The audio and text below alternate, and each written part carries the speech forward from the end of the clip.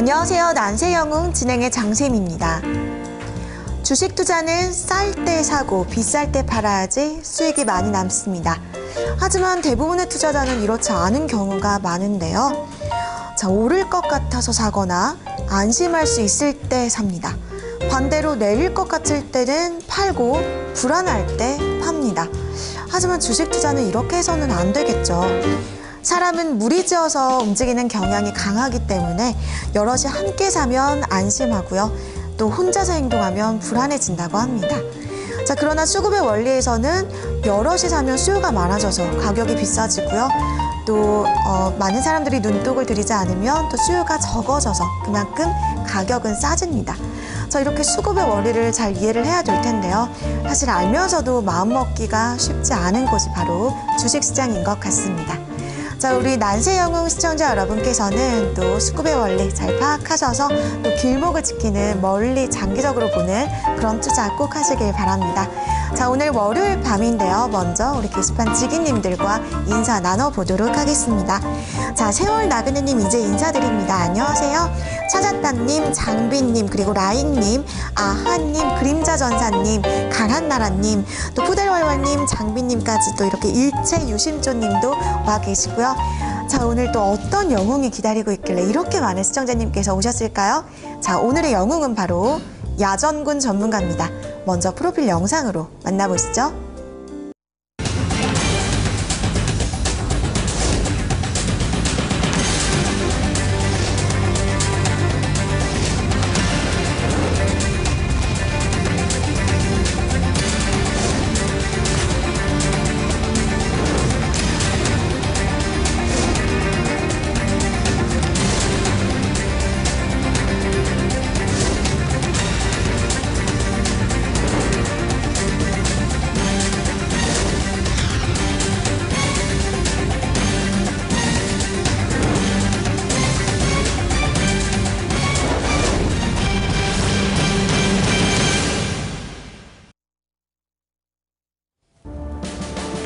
자, 안녕하십니까 시청자 여러분, 야전군입니다. 오늘 월요일인데요.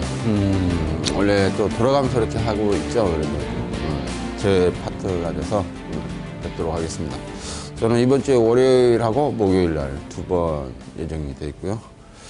자, 오늘 장을 보도록 하겠습니다. 오늘은 좀 반등을 줬죠. 주긴 줬습니다. 근데 코스닥이 또 별로 좋지 않습니다. 그래서 교차가 되고 있다 이렇게 보시면 되겠는데, 일단 오늘은 전통주 쪽에서 좀 강세가 나왔죠. 조선철강, 해운, 화학정유 쪽에서 좀 강세가 나오고, 또한 반면에 그동안에 좀 2월 말에서 3월 초까지 올려졌던 이제 네이버, 하이닉스, 삼성전자가 밀리면서 지수 상승폭을 제한시키는 아주 둘이서 아주 재미있는 게임을 하고 있습니다. 시속 게임이라고 보시면 되겠는데, 코스닥 쪽은 좀 과열권에 들어가 있는지 좀 전통주 쪽이 센 형상을 보이니까 코스닥 쪽이 갑자기 콕 밀려 내려가는 그런 현상입니다. 그렇기 때문에 서로 시속 게임, 지난 시간에 말씀드렸죠. 시가총액 맞추는 게임이다, 이렇게 보시면 되겠습니다. 자, 먼저 오늘 전해드릴 말은요, 오늘 시장점검상에서 보실 거는 이제 미 FOMC 회의에 주목을 하고 있죠. 지금 우크라이나 문제는 뭐 신경 안 쓰셔도 될 것 같습니다. 뭐 우리가 지금까지 여러분들이 주식 투자하시면서 뭐 스페인이다, 그리스다, 뭐 아이슬란드다, 어느 날 전 세계를 일주하는 게 대한민국 증시의 전문가들인 것 같아요. 그죠? 이러다가는 지구 한 바퀴 다 돌고 아프리카까지 나올 것 같습니다. 그죠? 뭐 어느 나라 하나만 잘못되면 뭐가. 근데 가만히 보시기 바랍니다. 최근 4, 5년 동안에 뭐 스페인이 뭐라고 하더라도 뭐 그건 그때뿐이에요. 상황은 그거하고는 상관이 없다라고 보시면 좀 좋겠는데, 해외 증시에 너무 뭐 그리스라든지 뭐 스페인이라든지 뭐 이탈리아 사태, 뭐 브라질 이렇게 얘기를 했더라도 국내 증시는 국내 증시 나름대로의 요건을 갖춘 상태에서 진행이 되는 거지, 뭐 우크라이나하고 저희하고는 상관이 없습니다. 아무 상관이. 그렇기 때문에 뭐 예전에 여러분들이 한 2, 3년 전이죠. 스페인이 막 신용등급 위기 강등하고 뭐 디폴트 가능하다 할 때 상관이 없어요. 그러니까 그거를 너무 신경 쓰지는 마시기 바랍니다. 그 부분은 아니에요. 정확한 것은. 옆집 쉽게 말하면은 옆집 아이가 다쳤다고 해서 우리 아이가 다치지 않습니다. 우리 아이는 아이예요. 그러니까 옆집 아이가 다쳤다고 해서 우리 아이도 다치는 거 아닌가? 할 수는 있지만 그거는 본질적으로 얘기는 다릅니다. 국내 증시를 이해하셔야지 자꾸 해외 증시로 눈을 돌아가시면 문제가 좀 커질 수 있다는 거 기억을 해 두시기 바랍니다. 자, 가장 우리한테 중요한 건요. 금리입니다. 미국의 금리가 어떻게 될 것이냐가 가장 중요한 부분이에요. 이 부분은 국제금융사에서는. 그래서 미 FOMC 회의가 지금 주목을 받고 있죠. 기존 통화 정책을 유지할 것으로 예상하면서 테이퍼링이 지속될 것으로 예상을 하고 있습니다. 지금 현재. 이렇게 되면 100억 불 정도 추가 감소가 예상이 되어 이제 있는 상태입니다. 그래서 오늘하고 내일이 미 FOMC 회의가 진행되고 있는데 앨런 의장 입장에서는 기존의 통화 정책을 그대로 유지하겠다. 즉 글린퍼스 전 의장이죠. 전 의장의 기존 정책을 유지하겠다라고 말을 하고 있습니다. 그렇게 된다면은 문제는 포워드 가이던스인 실업률 6.5%나 인플레이션이 2.5% 이상 상승했을 경우 미국의 금리를 인상하는 수순을 밟고 가겠다라고 발표한 부분에 지금 촉각을 곤두세우고 있는 겁니다.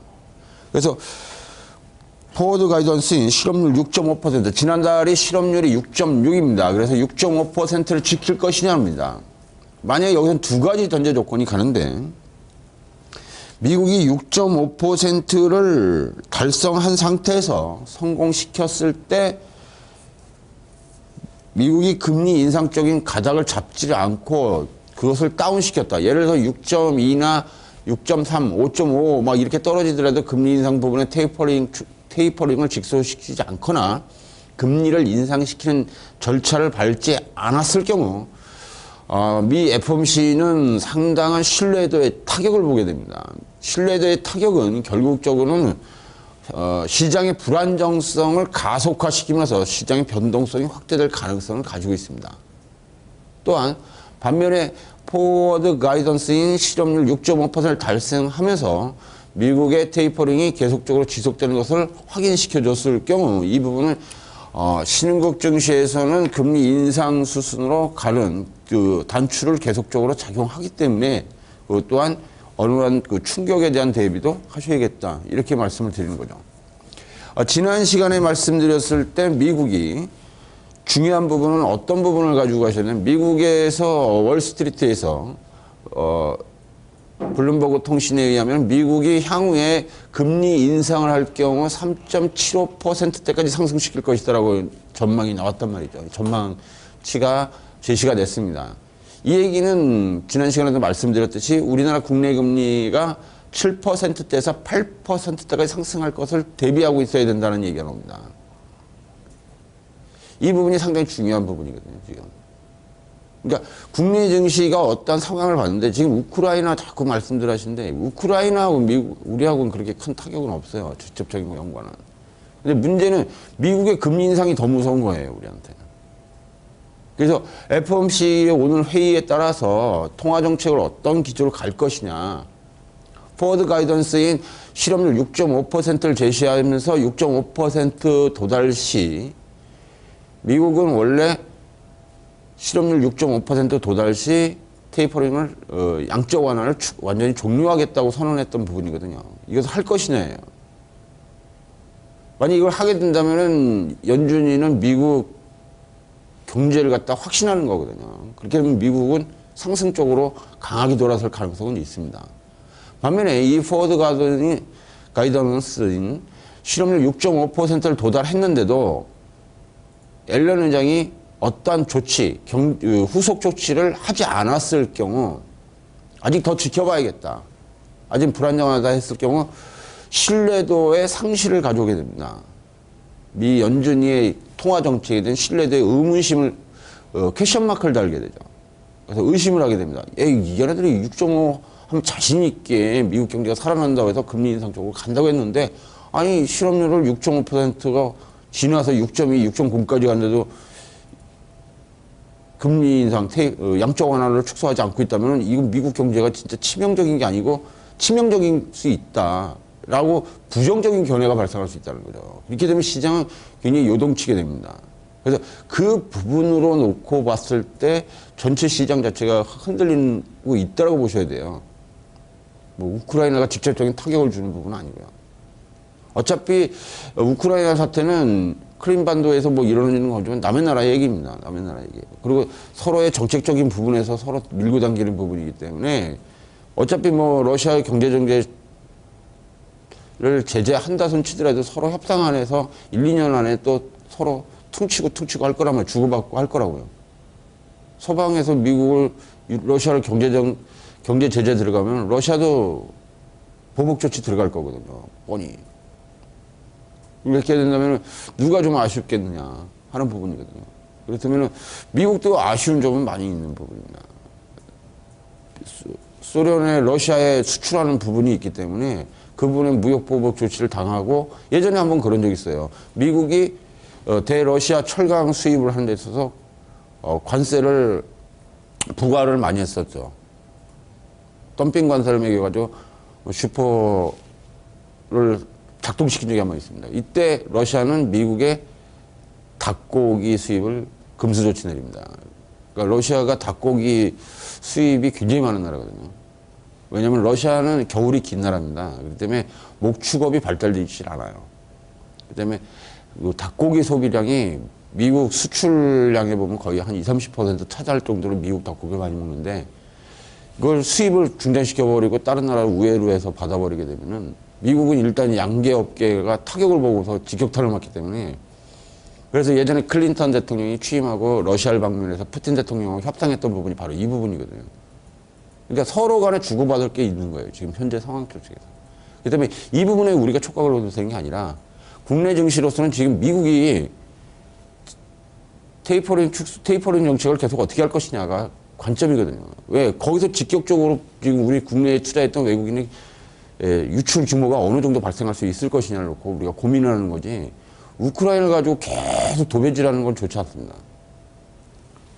왜 그러냐면은 지금까지 우리가 역사적으로 보더라도 뭐 스페인이든지 그리스든지 이탈리아든지 뭐 프랑스든지 뭐 어느 나라 외국에서 뭔 일이 벌어지더라도 그때만 조금 그렇게 하지 그냥 가는 거거든요. 그게 국내 증시에 크게 미치는 영향은 그렇게 강하지는 않습니다. 그러니까 그 부분에 너무 우크라이나 그 신경 안 쓰셔도 돼요. 미국이 이라크를 침공했고 리비아를 공습을 하고 뭘 해더라도 별 이상은 없습니다. 근데 해외 증시에서 부분은 우리가 신경 써야 될 거는 자금의 이동이란 말이죠. 본질은. 한국에 들어있는 외국인이 철수를 할 것이냐 안 할 것이냐. 그랬을 때 국내 금리 인상으로 연결 지을 수 있겠느냐 미국이. 미국이 6.5%를 달성하고 진짜로 양적 완화를 종료를 하고 이제 금리 인상 수준을 밟겠다 했을 경우 뛰어오르는 채권 가격을 어떻게 감당할 것이며 이 부분에서 국내 금리의 상승을 어떻게 유지해 나갈 것이냐. 만약 국내 금리도 지속적으로 미국 금리에 맞춰서 상승세로 돌아섰을 경우에는 지금 우리가 금리가 보통 4%대 대출 금리를 쓰고 있는 1금융권에서 4%대의 대출 금리를 쓰고 있는데 이 부분이 5%, 6%, 7% 올라갔을 경우에는 과연 중서민층들이 어떻게 그것을 감내할 수 있을 것이냐. 또한 그 부분으로 인해서 소비가 위축됐을 때 국내 증시에 미치는 영향은 어떻게 작용할 것이냐가 더 중요한 겁니다. 보이콧은 거기지 우크라이나가 아닌 거죠.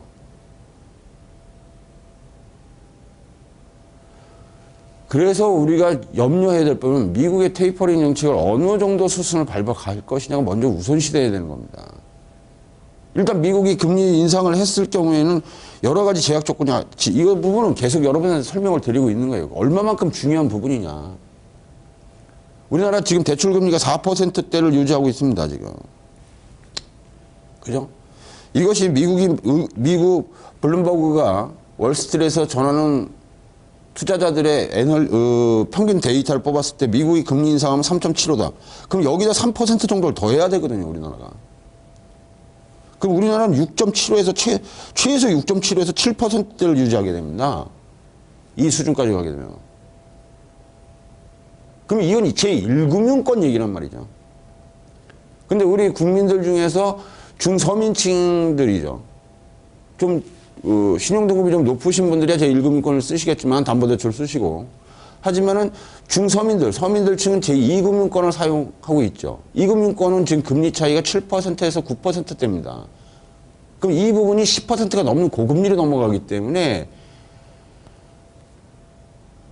서민들의 삶의 질이 더 감소한다는 거예요. 그럼 소비는 급속히 위축될 가능성을 내포하고 있는 거거든요. 미래지향적인 측면으로 본다면. 그랬을 경우 과연 국내 소비가 위축되고 그것이 서민들의 경제에 영향을 미쳤을 경우 그 파급 효과는 상당폭 커질 수가 있는 거죠. 그 다음에 회사채 조달에 문제가 발생할 수 있죠. 우리나라 국내 대기업들이 지금 힘드니까 회사채를 발행하게 될 겁니다. 회사채의 채권금리가 급등을 할 거란 말이죠. 그럼 회사들은 비싼 고금리의 자금을 조달할 수밖에 없는 겁니다. 그럼 부채의 증가를 뜻하는 거거든요. 그러니까 이런 부분들을 놓고 봤을 때 더 중요해요. 우크라이나가 전면에 나서는 게 아니라 우크라이나는 후면입니다. 후면. 우리 시청자 여러분들이 걱정하는 우크라이나를 걱정할 필요는 없어요. 이라크가 망했다고 해서 우리나라 뭐 무슨 문제 있습니까? 기름값에 무슨 문제 있나요? 아무런 상관이 없습니다. 문제는 우리가 지금 경제적인 자치를 가지고 있지 않은 상태이기 때문에 어차피 외국 자본에서 국내가 흔들리는 거 아닙니까? 외국 자본이 빠져나가면 버들버들 떨어야 되는 게 한국 증시고 주로면 쌍수 들고 좋아해야 되는 입장이잖아요. 외국인 투자 유치를 하기 위해서 대통령이고 누구 전부 발벗고 다니는 이유가 그거지 않습니까? 왜? 돈을 끌어들여서 유지를 시켜야 되는 부분인데 이 돈이 빠져나가면은 환율의 위험성이 노출이 되는 거고요. 그럼 물가 상승에 비상이 걸리는 거고 밀가 상승에 비상이 걸리게 되면 소비 위축이 가는 거거든요. 이런 부분들이 우리 경제에 미치는 영향이 파급이 큰 겁니다. 근데 자꾸 우크라이나 하셔가지고 제가 항상 늘 말씀드리지만은 지금 해외 증시에서 미국의 경제 정책에서 제일 중요시하는 건 우리한테 직격탄을 주는 건 금리입니다. 금리. 우리 시청자 여러분들도 A라는 은행이 있고 B라는 은행이 있다고 칩시다. 그럼 A라는 은행에서는 3% 이자를 주고 B라는 은행에서는 5%를 줘요. 그럼 어느 쪽으로 이동하시겠습니까, 돈을? 5% 주는 은행으로 가는 거거든요. 그렇지 않겠습니까? 그 금리가 우리 생활 속에서도 금리에 굉장히 민감하시면서 어떻게 국제적인 금리 상황에서는 우크라이나보다 더 2순위에 뒀냐는 겁니다, 제 입장은. 1순위는 미국의 금리 정책이에요. 이 부분이 상당폭 가해지는 거거든요. 그러니까 이 부분을 우리 시청자 여러분들이 잊지 않으셨으면 좋겠고, 계속 그 우크라이나 갖고 그만 좀 얘기했으면 좋겠습니다. 예전에 그렇게 스페인 했고, 뭐, 이탈리아 하셨는데, 별로는 그건 한두 달 안에, 2, 3주 안에 끝납니다. 그게 우리나라 뭐 우크라이나 급락했다. 이건 말도 안 되는 소리고요. 제발들 좀. 할 말 없으면 그냥 할 말 없다라고 얘기하면 되는 겁니다. 잘 모르겠다 얘기하면 되는 거지. 뭐 우크라이나 때문에 그런다고 신문에 도배하는 것도 기자들도 참 답답하신 분들이고 실질적인 그게 아니거든요, 지금. 그 부분을 먼저 생각해 주실 것을 당부를 드리겠습니다. 그래서 미국의 실업률, 포워드 가이던스인 미국이 실업률 6.5%를 도달했을 때 과연 테이퍼링을 얼마만큼 종료할 것인가 하는 부분하고요. 만약에 이걸 지키지 않았다 했을 때도 문제가 되는 거죠. 왜? 그러면 미 연준위는 굉장한 신뢰도를 상실한다고 말씀을 드렸어요. 그러니까 시장은 두 가지 측면이 있는 거죠. 이걸 도달을 해서 양쪽을 완전히 축소해서 금리 인상 수순으로 가든가 하면은 미국은 올라갑니다. 폭등을 하게 될 가능성이 높아요. 그런데 문제는 이걸 지키지 않았을 경우입니다. 6.5%면 미국이 굉장히 자신했던 부분이거든요. 미 연준위가 굉장히 자신했던 부분입니다. 그래서 6.5%면 우리는 테이프 0.1을 더 할 수 없고 금리 인상 수를 받겠다고 이거는 뭐 2, 3년 전부터 얘기했던 부분인데 그 약속을 저버리게 되면은 많은 투자자들은 미국 경제를 의심하게 됩니다. 거기서 충격이 가해지는 부분이 있거든요. 그래서 앨런 의장은 그 부분을 굉장히 고민할 걸로 지금 보여집니다. 그래서 내일 모레까지 일단 보셔야 될 가능성이 높아요. 그래서 내일 모레 이후에 장이 상당폭 중요하게 작용할 것이다. 이렇게 말씀을 드리겠고요. 자, 그 다음에는 두 번째는 국내 증시 상황으로 본다면요. 대차 거래가 지금 14억 1,900만 주입니다. 지난주에 말씀드린 14억 주 돌파했다고 그랬죠. 그럼 오늘 하루 이틀 지난 사이에 1,900만 주가 또 늘어난 겁니다. 계속적인 매도 공격이 시작되고 있는 중이에요. 그죠? 그렇다면 오늘 보시면은 2월, 3월에 상승했던 종목이 하락 전환됐다는 걸 볼 수 있죠. 오늘 딱 보시면 데이터에 보시면 네이버하고 삼성전자, SK 하이닉스만 업종 대표에서 딱 빼놨어요. 그죠? 요 반대 현상이죠. 2, 3월 달에 지수가 1800대에서부터 1980까지 올라갈 때는 요 세 명만 올려줬죠. 그래 놓고는 조선철강, 그러니까 현대중공업 밀었죠. LG화학 밀었죠. 포스코 밀어놨죠. 그러고서 요 세 명만 올렸다가 요번에 뺐죠. 분명히 요 2월 달에 제가 무슨 말씀드렸죠? 이 세 명만 샀다고 그랬습니다. 그때 실질적인 것은 국내에서 외국인들은 매도라고 말씀을 드렸어요. 기억나시죠? 그러면은 실질적으로 2월 하순부터 해서 2월 달부터 해서 3월 초순까지 지수가 상승세로 가는 과정 속에서 상승세로 조금 반등을 줬죠. 반등을 이렇게 줬습니다. 이렇게 주는 상황에서 끌고 간 게 이제 네이버하고요.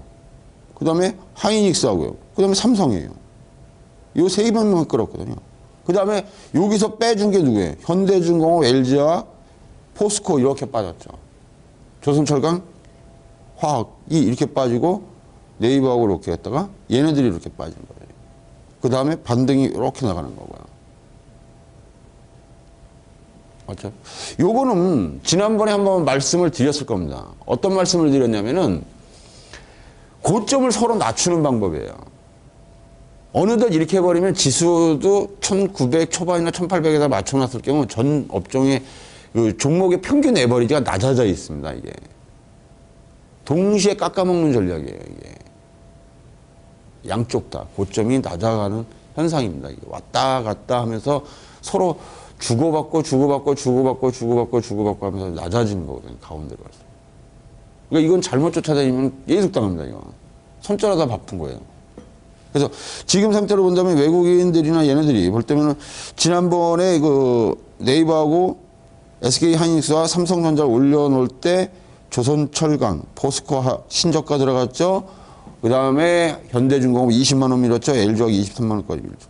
그러고 나서 지수 조금 반등 줄 때 요 지금 하락했던 선 하락했던 애들을 반등 살짝 주고 현대중공업, LG화학, SK 하이닉스를 싹 밀어버렸죠. 그러니까 어떻게 됐어요? 기준점이 낮아지겠죠. 서로 간에 포인트가 낮아지는 부분에 도달하는 겁니다. 그래서 상승 종목도 떨어진 거고 하락 종목도 떨어지게 되는 현상에서 포인트를 이 지점에 맞춰진다면은 모든 종목이 하락세를 유지한 겁니다. 이해가 되시겠습니까? 이게 바로 대한민국의 시가를 맞추는 방법이에요.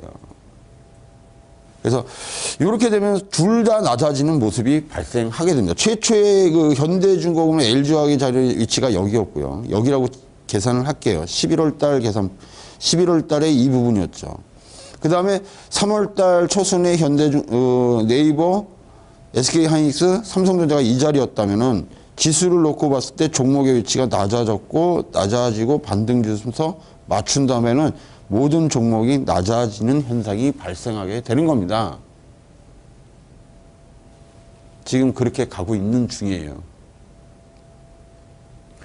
그렇다면은 지금 제가 여러분한테 저는 다른 건 잘 모릅니다. 여러분한테 펀더멘탈을 설명드리지도 않고요. 그 다음에 보조지표적인 측면도 모릅니다. 외국인의 평균 단가도 모릅니다, 저는. 단지 가격으로만 여러분한테 그냥 말씀드릴 뿐이에요. 제가 알고 있는 방식에 의해서. 그렇다면 삼성전자가 133만 원을 돌파하는 건 어려웠고 저항이라고 분명히 말씀을 드렸죠. 지수가 어디 되든 그건 상관이 없습니다. 삼성전자가 133을 못 넘으면은 그건 밀려 내려가는 부분이고요. 하이닉스가 39,000원, 4만 원일 때 분명히 여러분한테 외국인들이 대차 공매도 이빠이 막 최대한 때리고 있으니까 이거는 밀릴 가능성이 높으니까 손대는 거 아니라고 말씀을 드렸고요. 그다음에 네이버 부분은 제가 80만 원급 이상은 그렇게 먹을 게 없는 구간이니까 추경에서는 하시는 게 아니라고 이 방송에서는 얘기는 안 했고 개인적으로 뭐 강연회나 이런 데서 얘기를 드렸습니다. 그러니까 고점은 형성은 다 한 거예요. 근데 11월 달로 가보시면 무슨 일이 있죠? 11월 달 가서는 제가 현대중공업의 28만 원일 때 밀려 내려가니까 이 종목이 선하락한다. 먼저 밀려 내려간다고 말씀을 드렸죠. 이번에도 3월 초에 현대중공업이 24만 원일 때 먼저 밀리고 있으니까 지수가 밀릴 것이다. 그러니까 60에서 70% 정도 밀린 거죠. 그래서 밀려 내려갔고요. LG화학도 28만 원, 30만 원에서 지금 22만 원, 23만 원 선으로 떨어지니까 한 20에서 30% 하락한 상태가 유지가 되는 겁니다. 그러니까 모든 종목은요, 자기만의 운용 법칙이라는 게 있어요. 아무 데나 막 펀더멘털이 있게 PBR이 이러니까 어디까지 가야 돼. 그거는 산술적으로 불가능합니다. PBR이 얼마니까 이게 목표가가 얼마냐. 그건 나올 수가 없어요. 그걸 결정할 수 있는 건 외국인이에요. 나 여기까지만 먹을래 하면 거기까지만 갑니다. 이번에 보시면 여러분들이 SK하이닉스를 외국인들 굉장히 많이 샀다고 그랬죠. 통계적으로 눈에 보이는 건 외국인들이 SK하이닉스 되게 많이 산 겁니다. 지금 보시면 네이버하고 삼성전자하고 하이닉스를 굉장히 많이 산 거예요. 근데 어떻게 이렇게 밀린다고 생각하십니까? 여기에 허점이 있는 거거든요. 목표가 설정은요, 함부로 하시는, 우리, 기관들이나 애널리스트들이 목표가 설정하는 건 굉장히 위험한 발상입니다. 예를 들어, 어떠한 PBR이나 퍼로 목표가를 선정하는 게 아니에요. 현재 가격을 놓고 상승할 확률을 65%, 중간 부분을 25%, 하락할 확률 10%를 놓고 계산을 맞춥니다. 평균 에버리지 가격으로. 그리고서 얼마 목표가를 잡는 거거든요. 그러니까 상승할 확률을 65%, 보합선 유지를 25% 정도, 그다음에 하락할 거 10% 정도 예상을 합니다. 그럼 얼추 100%가 나오겠죠. 이 평균 값을 계산해요. 그래서 목표가를 선정하는 거거든요. 그러니까 의미가 없는 거예요, 그게. 왜 애널리스트들이 목표가 잡는 게 대부분 그렇게 잡거든요.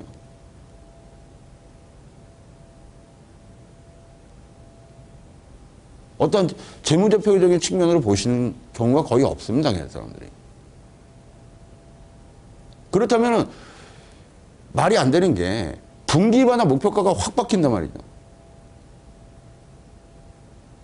근데 가만히 한번 생각해 보세요. 최근 3년 동안 제가 이런 말씀 드렸죠. 최근 3년 동안 애널리스트 리셋슈란 우리나라 증시 상황에서 업종 대표주들의 매도 사인이 나갔던 종목이 몇 개나 있을 것 같습니까? 이 종목은 앞으로 미래에 실적이 악화될 거라서 목표가를 낮춥니다라고 말해서 매도 사인이 나갔던 종목. 업종 대표주 중에서요. 하나 있습니다, 하나. 그럼 나머지는 계속 매수 사인이었거든요.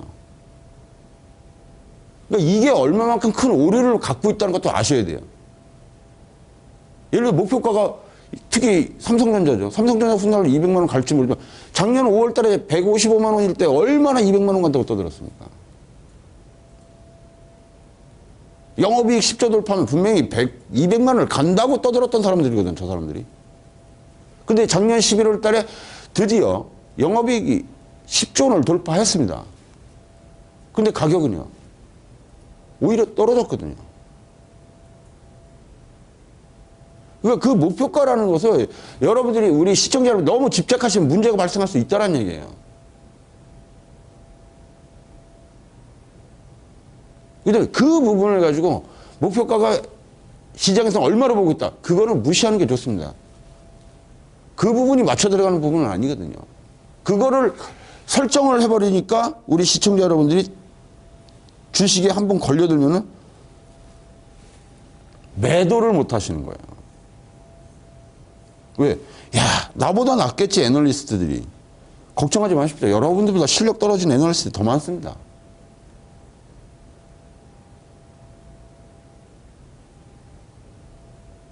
솔직하게 얘기하자고요. 안 그러면 펀드 매니저들이 저렇게 마이너스 수익률을 엄청 내고 여러분들이 펀드에 들어서 고생을 그렇게 했겠습니까?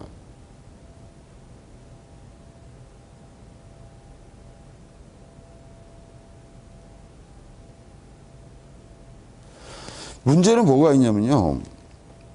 시장의 흐름 자체는 돈 싸움이라는 거예요. 서로 돈을 놓고 게임하는 거거든요. 돈 많은 사람이 돈 적은 사람의 돈을 따먹기 위한 게임이지 그 이상도 이하도 없어요. 그래서 제가 드리고 싶은 오늘은 목표가에 집착하지 말라는 겁니다. 목표가에. 특히 시장에서 말하는 목표가에 집착하지 말자. 집착 금지. 이건 뭐 어디서 목표가 얼마 제시, 누가 얼마 제시. 제가 지금 여러분들 지금 HSS를 제가 지금 안 보고 있는데 GS 홈쇼핑을 아마 아실 거예요. GS 홈쇼핑이 30만 원 찍고서 지금 25만 원까지 떨어졌을 겁니다.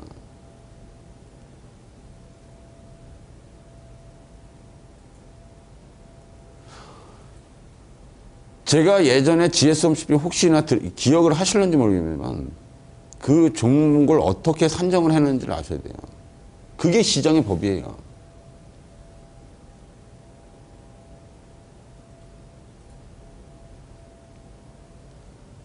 왜 현대중공업이 28가지 가고 깨지는가? 왜 LG화학은 32를 넘지 못하는가?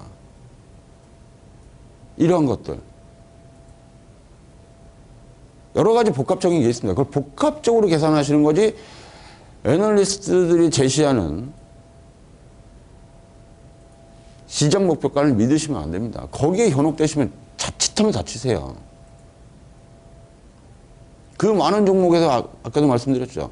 그 많은 종목 중에서 목표 저기를 매수 사인에서 매도 사인으로 바꾼 게 2종목밖에 없다고요. 최근 3년 동안에 이 종목은 앞으로 위험하니까 매도. 심지어는 여러분들이 아시는 SX 페노션 같은 경우도 기관들이 계속적으로 매수 사인했습니다. 그게 20토막 30토막 나는데 그걸 매수 사인을 끝까지 철수를 안 시켰다고요. 그럼 그 사람들이 여러분들이 많이 믿었던 그 애널리스트들로부터 당한 겁니다. 어떻게 보면. 더 모를 수 있는 거예요, 그 사람들. 왜? 그 사람은 학문적으로만 보는 거지 시장에 여기는 학문적으로 접근하는 곳이 아닙니다. 세상 천지에 돈을 놓고 거래할 때 학문적으로 접근하는 것은 참고사항일 뿐이지 그게 절대적으로 차지할 수 없어요.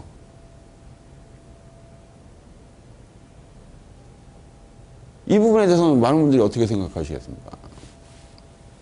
애널리스트들이 계속 SDX 페노션을 갖다 계속 매수세를 냈거든요. 괜찮다, 이거. 목표가 상향 막 이랬거든요. 근데 20토막, 30토막 났어요.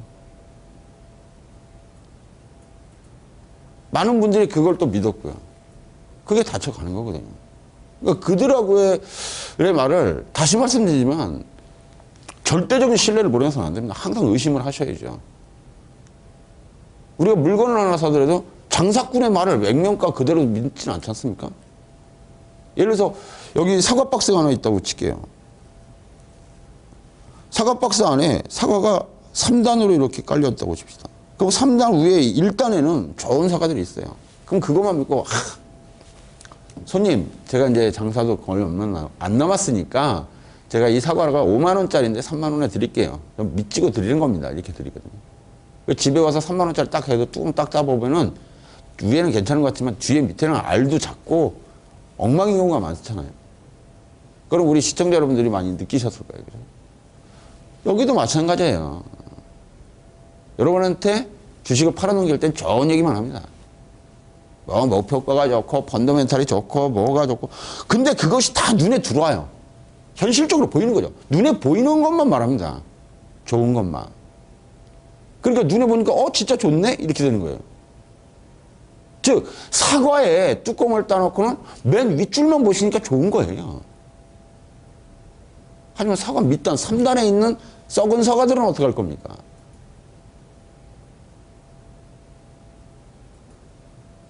주식시장도 마찬가지예요. 그래서 지난 시간에 한번 또 이런 말씀 드렸죠. 어떤 말씀 드렸어요? 지난 시간에. 호재가 발생했다면 그 지점을 호재가 발생했다. 어느 한 지점에 호재가 발생했다. 이 지점에서 한 지점에서 호재가 발생해서 가격이 올랐다. 그리고 이 가격을 깼다 했을 때는 절대 손대는 게 아니라고 말씀드리는 겁니다. 여긴 사과 1단이 좋은 사과만 있는 거죠. 좋은 사과. 자, 손님, 여기 좋은 사과가 있습니다. 이게 5만 원짜리인데 제가 3만 원에 드릴게요. 그래서 3만 원을 샀어요. 이건 딱 집에 가서 보니까 썩은 사과가 잔뜩 있네. 이렇게 되는 겁니다. 단, 그러나 이것이 돈이 될 종목이라면 여러분한테 어떻게 하겠습니까? 우리 시청자 여러분들이 지나가다 보니까 길을 갔어요. 이렇게 길을 가시는데 길을 이렇게 가셨단 말이에요. 두 가지 갈래길이 와요. 이렇게 가시다가 이쪽을 보니까 뭐가 있겠어요? 여기 10,000원짜리가 한 장 딱 떨어졌습니다. 그러면 같이 갔던 친구한테 뭐라 그럴게요? 이쪽으로 가자 그러겠죠. 그리고 본인은 여기 가서 10,000원 주겠죠. 야, 저기 10,000원 있어. 하진 않을 거예요. 저기 다이아몬드가 있어라고 얘기하면. 왜? 나 혼자 가서 가져가야지. 우르르 가져가서 가져갈 수는 없거든요. 기관들은 바로 이런 전략을 많이 씁니다. 그래서 지난 시간에 보면 CJEM을 설명드렸죠. 악재가 떨어지고서 그 자리를 튀어 올라가서 그 자리를 극복해버리면 거기서 상당폭 갑니다. 그러니까 잘 모르실 때는 현금 보유를 그래서 한 30~40% 갖고 계셔야 되는 게 그런 부분이에요. 종목의 가격에서 어느 날 갑자기 뭐 악재가 나타났다. 그런데 가만히 보세요. 가만히 보시다가 그 가격을 회복한다. 악재 지점은 뉴스 발생 지점으로부터 악재가 발생하고서 그 가격을 넘었다. 종가상으로. 그리고 여기가 악재 발생한 지점이다. 그래서 하한가를 맞은 지점이고 그 지점을 넘었다. 지키고 있다. 그러면은 보유하시면은 아마도 수익이 날 가능성이 높습니다. 지금 제가 HTS를 지금 못 열고 있는데 노트북이 조금 잘못됐어요. 지금 통신이 안 잡혀요. 그래서 계속 설명을 드리는데 조금 우리 시청자 여러분들이 고생을 하시더라도 제 목소리만 들으시면서 혹시 HTS를 열고 계시다면은 아시아나항공을 봐주시면 고맙겠습니다. 아시아나항공. 아시아나항공은 2008년, 2009년 동안 금호그룹의 위기로 인해서 아주 뉴스의 초점이 됐던 종목입니다. 아시아나항공은 2009년도 상황으로 본다면 거의 3,000원대에 있었죠. 3,000원대 있습니다. 2009년도에 보시면은 위기를 가지면서 상당폭 하면서 뭐 상장 폐지 얘기까지 나왔던 부분이에요. 저 부분이. 상장 폐지에 아시아 공중 분해 단장하던 난리가 났던 부분입니다. 저 때가. 그럼 그 부분을 조금 확대해 보십시오. 하한가 맞았다 올라온 부분이 하나 보이실 거예요. 급락 맞았다 탁 튀어 올라가는 부분이 하나 있습니다. 투매를 받고. 그게 아마 2009년 3월에서 4월, 5월 정도 됐던 것 같은데요. 그 부분에 딱 튀고 나서 그 자리를 쫙 보시면 그 가격을 절대 안 깹니다. 그 가격이 아마 3,000원 중반 정도 됐던 것 같은데요. 3,000원 중반에서 4,000원 사이. 그 가격을 깨지 않습니다. 그러니까 아무도 그 자리에서 매수 사인을 내리지 못하죠. 심지어 저도 여기 그때 당시 이토마토에 있었고, 많은 전문가님들이 있었지만, 죄송스러운데 저 부분에서 어떤 전문가님들도 저기서는 매수 사인을 내지 못합니다. 중립 사인이나 매도 사인을 내셨어요. 그건 인터넷에서 찾아보시면 나옵니다. 누가 무슨 말을 했는지 금방 나와요. 근데 제가 저때 이런 말을 하죠. 아시아나항공 주식을 사십시오. 악재가 나오고 그 자리에 버텼다면 이것은 속인 겁니다. 진짜 이 종목을 상폐시키려면 분명히 좋은 소리만 하면서 빼야 되는 겁니다. 그래야 개인 투자자들이 덤비고 밑밥을 물게 되는 거지. 악재를 치고서 야 이거 죽어! 그래도 이게 안 떨어져요. 그럼 뭔가 잘못된 거죠. 악재가 떨어지면 계속 떨어져야 되는데 그 자리를 지켰단 말이죠. 이건 호재를 갖고 있다.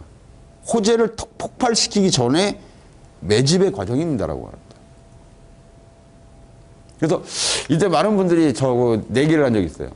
저는 목표가 10,000원을 얘기를 했고, 다른 분들은 이거는 위험하니까 2,000원, 1,000원 간다, 500원 간다, 상패다 막 이랬는데, 그 이후로 1년 반 동안 이 종목은 12,000원까지 올라갑니다.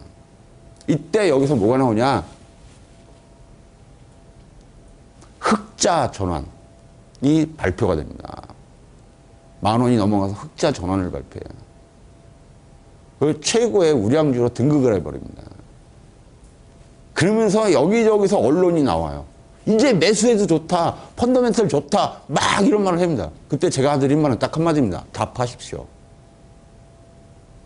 다 파십시오. 한 주도 빼놓지 말고. 왜?